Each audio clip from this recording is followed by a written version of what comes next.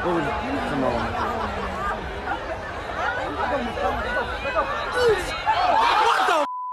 What the was that? Hey everyone, welcome to the No Huddle. Let me tell you a little secret. I actually thought this show would be a ho-hum week. I kind of looked at the schedule and figured Tuskegee Morehouse would be good, but nothing else was like, oh my God, I got to see that game, got to see this game, but cue up Herm Edwards. That's why they play the game. So, sorry Herm, there were some fantastic games all over the country, and let's kick off the No Huddle with an epic multiple overtime clash between Morehouse and Tuskegee in Columbus, Georgia.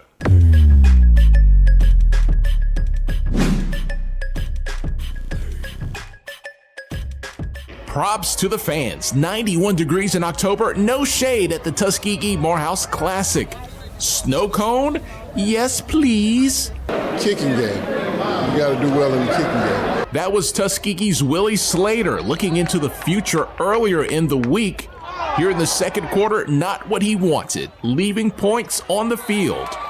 Coach Slater does like this, however, a Justice Owens touchdown, Tuskegee up 10-3. Rich Freeman on the other sideline enjoys himself a 42-yard Santo Dunn touchdown. Santo Dunn, he's an electrifying player. He's a great teammate for me to have in the backfield. Just give him the ball in space, and he's just gonna make something happen with it. 10-10 ball game, and just before the half, Ahmad Duramus looking for Shardian Johnson. And then on the sideline, looking for Shardian Johnson again. But watch the big dog, Lyle Richardson. He's a senior. He says, calm down, young fella. Let's keep it pushing. We have another half to go. Halftime, my favorite moment at the break, the godfather of soul, back in Columbus, Georgia. Let's get back to the game. Third quarter, Justice Owens back in the end zone and Tuskegee up 17-10. And it kind of stayed that way for a while. The momentum was heavy on the Golden Tiger side after this fourth down stop with about 8 minutes left to go in the ball game. But the Tuskegee offense couldn't do much either, and Morehouse would get another crack at 4th and goal with $1:41 remaining. They go to the trick bag, where we find a halfback pass. Frank Bailey Jr. threads the needle to Tremel Gooden. There was 4 defenders there. That's a pretty good job, Frank. So now we're at 17 all, and Morehouse was not having any of those last-second Tuskegee bombs that killed them a year ago. We are going to overtime. First overtime, everybody mad. Because not one, but both teams missed field goals. So we're going to a second overtime. Tuskegee gets creative with an end around to Javarius Cheatham, who runs into the end zone. And so now Morehouse must respond. And they keep it simple. Santo Dunn, make your magic happen, son. Got to empty our bucket. My whole team told me empty our buckets. Offense, we empty our buckets, and I never gave up on the play. Never went. Not until I was in that end zone. Not until I was in that end zone. Dunn had to empty that bucket again. Third overtime, gets on the edge, finds a block, sheds a few tackles, into the end zone.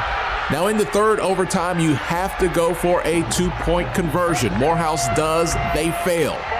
Morehouse leads it 30-24, Tuskegee ball. The Golden Tigers find themselves in a 4th and 1 situation. A stop would be all she wrote. Morehouse gets the stop and the win, 30-24 over Tuskegee. It wasn't a championship, but it certainly felt like it. They got the taste of a championship in their mouths after having defeating all the teams on the western side.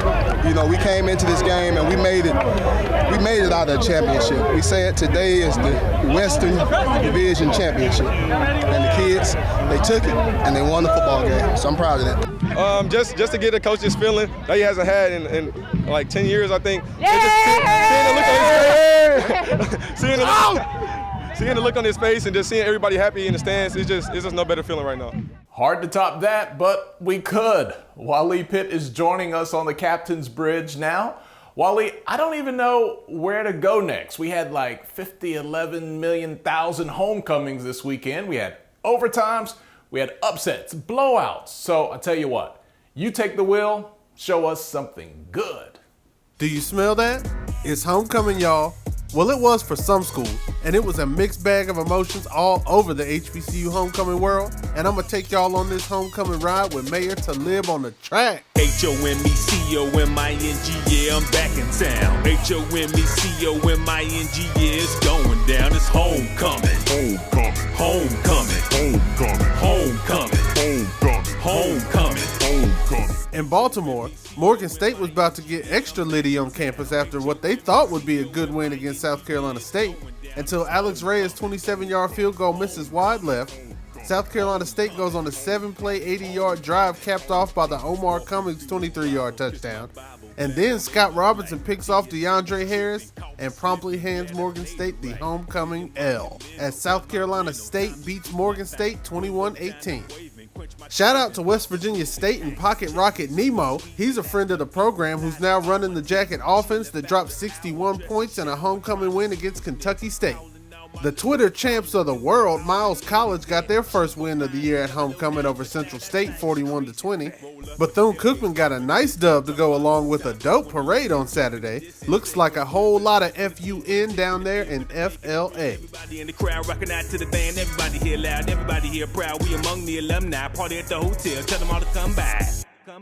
FAMU's defense is the star of their version of the HBCU Florida homecoming. They shut out Norfolk State 17-0. The Rattlers are rolling right now, and if you need any proof of how deep they were at Bragg Stadium, check out this time lapse of the stadium filling up. Yeah, I'm back in town. H-O-M-E-C-O-M-I-N-G, yeah, it's going down. It's homecoming. Homecoming. Homecoming. Okay, Rattlers, we see how y'all rolling. Shout out to D. Holt on Twitter for our opening vid this week. What the was that? Giving us the raw emotion behind what it was like at Alcorn's homecoming. 5 overtimes, a lot of missed field goals, and a bunch of broken hearts in Norman, Mississippi as Alabama State spoils homecoming and leaves the Braves holding an L. And it's a homecoming bloodbath in Virginia, as Virginia Union is the backdrop for my favorite segment of all time, Bloody Saturday.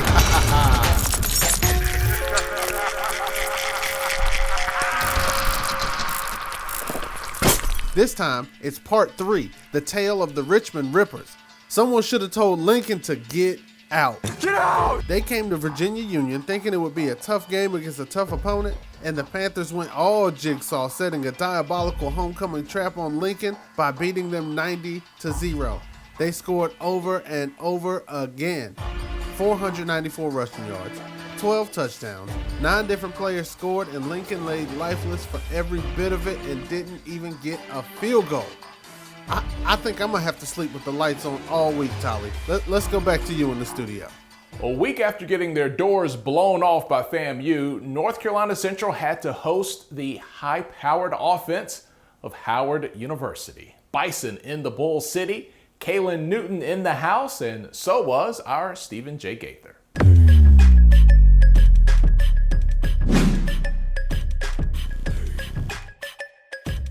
Up TC, SJG in the place to be, and it is O'Kelly Riddick Stadium, North Carolina Central taking on Howard University.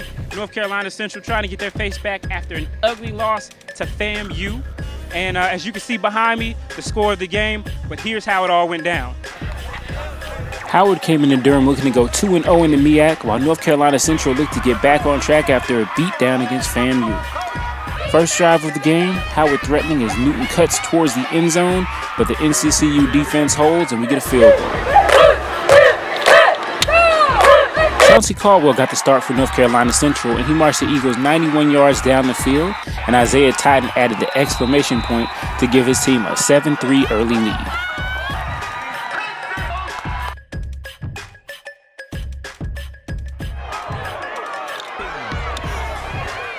Down 7-5 after getting a safety, Newton finds Jaquez Ezzard and he catches the ball in traffic and takes it to the house.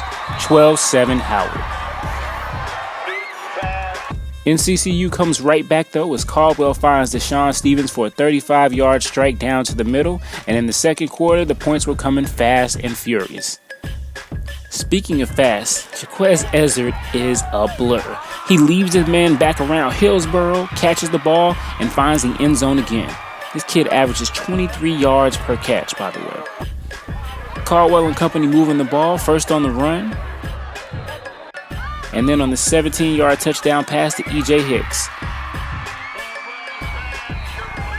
The Eagles would add a field goal to make it 24-19 at halftime. Showtime did not make it down to Durham, so for the second week in a row, the sound machine gets it in all by itself. But they like it like that. Word to Cardi B. Newton comes back finding, you guessed it, Ezzard. This 4-yard touchdown was his third of the day as he finished with 8 catches for 174 yards for HU. The two teams traded field goals early in the fourth quarter as Howard cut the margin to 34-29 with 9 minutes to go. Howard was creeping up on the come-up though. Khalid Dorsey takes the handoff from Newton and does the rest, goes 19 yards. HU takes a 35-34 lead over NCCU, but the 2-point conversion fails. And I think of you. Sorry, y'all, we had to put a little dance break in there. Critical drive from North Carolina Central, and Caldwell would come up huge. Here he hits Hicks for a solid 15-yard gain. Then he does it by himself with a 30-yard gain on the ground, and the fans are starting to feel it.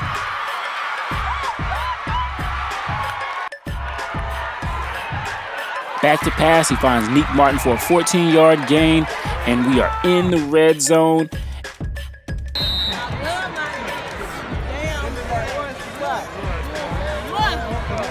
And down at the goal line, Caldwell takes it in himself for a 3-yard score. He finished with 153 yards on the ground and 311 in the air. Time running out for the Bison, and NCCU fans can almost taste the victory. Newton back to pass for the game winner, but he's picked off with Marcus Martin in the end zone, and that is all she wrote. This game was an offensive showcase as the teams combined for over 1,100 yards and nearly 60 first downs.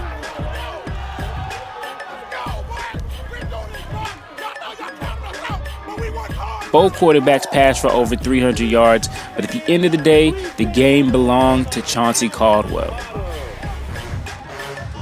Oh yes, sir. This is only we're just getting started. I will say that we have so much to grow on. We have so many young dudes who are so good. I mean, Keay Martin, Deshaun Stevens, 2 sophomores. We got 2 freshmen out there. And we have Xavier McCoy. You know, he's a big body and great talent. So we definitely come back in tomorrow. We have something to build off of. Bowie State coming off an emotional come-from-behind victory over rival Winston-Salem State last weekend. This weekend, on the road at Chowan on Saturday,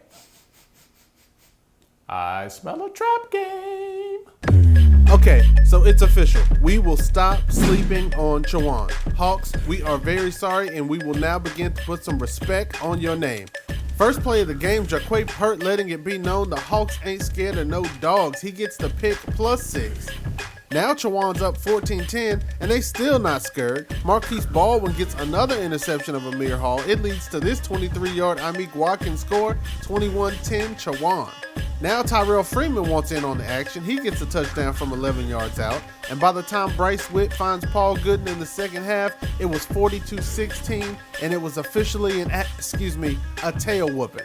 Amir Hall did finish with 428 yards and 3 scores, but Bowie falls to Chowan 42-23 and makes the CIAA North a very, very interesting place going forward.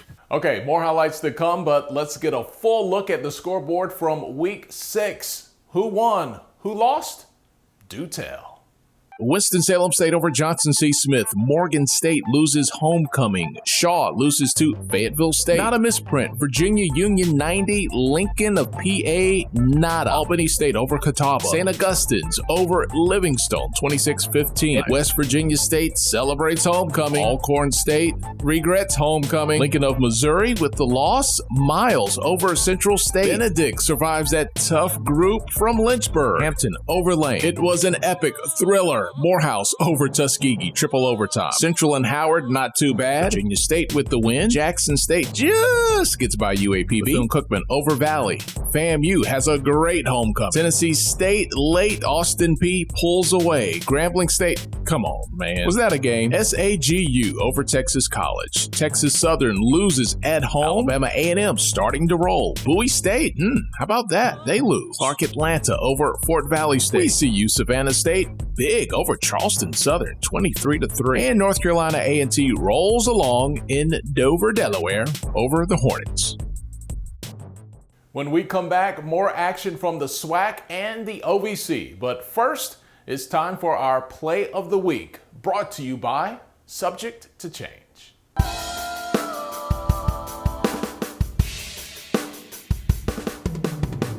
This week's HBCU Game Day Subject to Change Play of the Week. Bobby Price climbs the ladder and nearly does a backflip for this sick INT. The HBCU Game Day Play of the Week sponsored by Subject to Change for all your custom apparel and promotional needs. Follow them on social media at S2CLLC and online at www.shops2c.com. Proud supporters of HBCU athletics. Hey everybody, welcome back to the No Huddle. What a long and draining week it was for Tennessee State.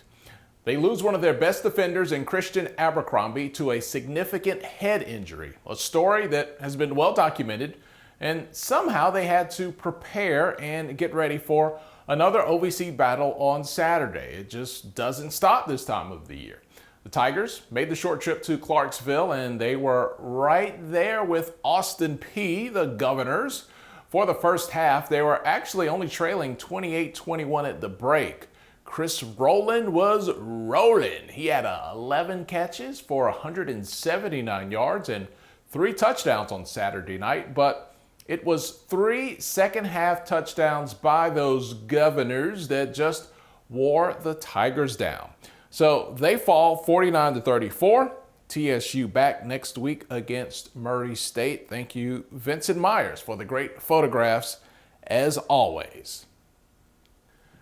Alabama A&M looking to build some momentum. After last week's win against Jackson State on the road, the Bulldogs continue their road show, taking it to H-Town, where it's going down on Saturday night against Texas Southern.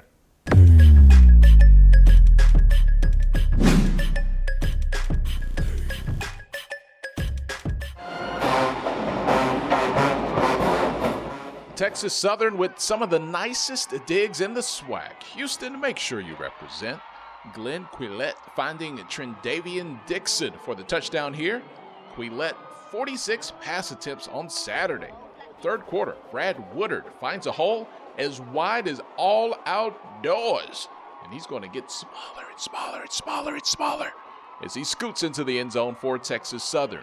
But make no mistake, everybody, Alabama A&M dominated this game from the beginning. They led 28-14 at the half. Aquill Glass was 22 for 36 passing. That's 61%. That'll get her done. Trevon Walters rushed for 161 yards on 10 carries. That's 16 yards a carry. Woo! The Bulldogs win it 42-21. A&M now 3-3 overall and 2-1 in the SWAC. All of last week, we celebrated the sonic boom of the South as our band of the week, talking about Jackson State, of course. And they're just one of those bands that they do it right, man. Love those horns. So let's enjoy a few more moments of the boom. Hashtag the I love.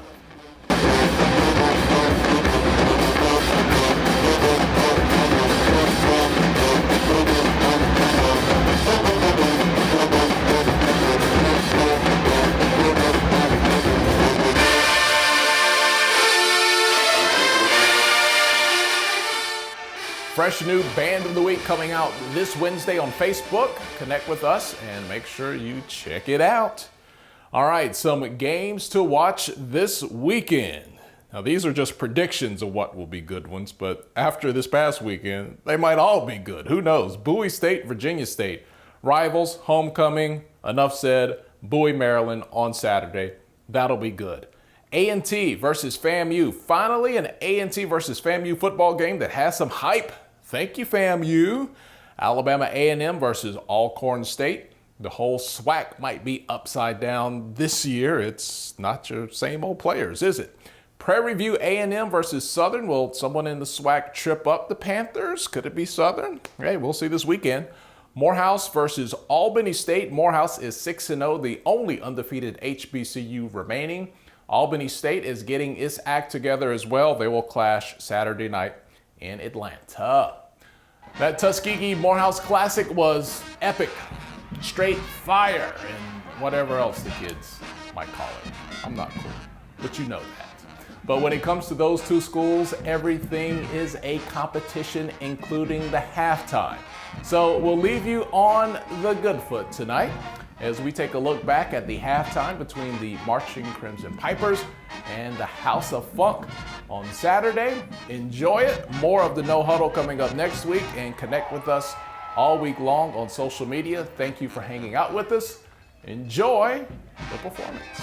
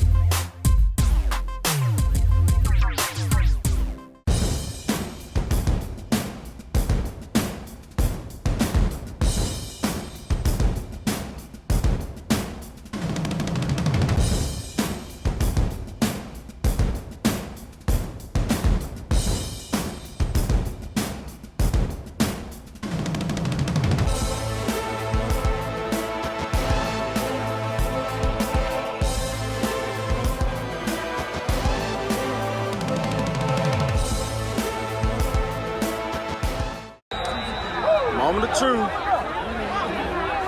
Ooh, come on.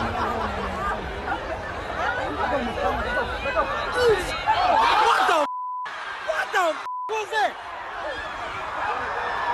What the?